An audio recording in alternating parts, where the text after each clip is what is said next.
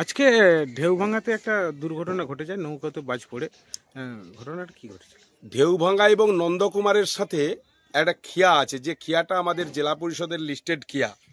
সেই খিয়াতে জেলা পরিষদের ডাক দিয়ে এখানে খিয়া পারাপার করা হয়। ওই খিয়াতে আজকে দুপুর 1টার সময় মাঝি খিয়া পেরাপের করছিল, তাতে 4-5 জন যাত্রী আরোহী ছিল। ঠিক ওই সময় একটা বাজ পড়ে। বাজ পড়ার সাথে সাথেই যারা নৌকার মধ্যে ছিল তারা সেন্সলেস হয়ে যায় এবং মাঝি হাল ধরা অবস্থায় ছিল, তখনই সে জলে পড়ে যায়। জলে পড়ে যাওয়ার পরে যখন কিছুক্ষণ পরে দেখলো নৌকাটা চলে যাচ্ছে, সেন্স ফেরার পরে তখন তারা বুঝতে পারলো তখন মাঝি নেই।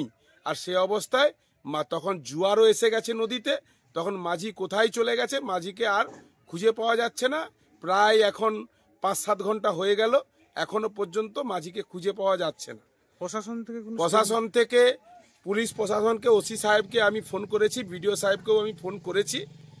তারা সহযোগিতা করছেন, খোঁজার ব্যবস্থা করছেন। তারাও সহযোগিতার হাত বাড়িয়ে দিয়েছে এবং এলাকার অনেক শুভানুধ্যায়ী, অনেক শুভাকাঙ্ক্ষীরাও আমাদের জলে নেমে তাকে খোঁজার ব্যবস্থা করছে যাতে পাওয়া যায়। এখনো পর্যন্ত পাওয়া যায়নি, তবে চেষ্টা চালিয়ে যাওয়া যায়। এই যে খিয়া পারাপার হতো, এটা কি বৈধভাবে না অবৈধভাবে পারাপার হতো? দেখুন, খিয়া পারাপার মানে ময়নার সঙ্গে নন্দকুমার, এই খিয়াটা পেরোলে প্রায় 50 কিলোমিটার রাস্তা কমে যাবে।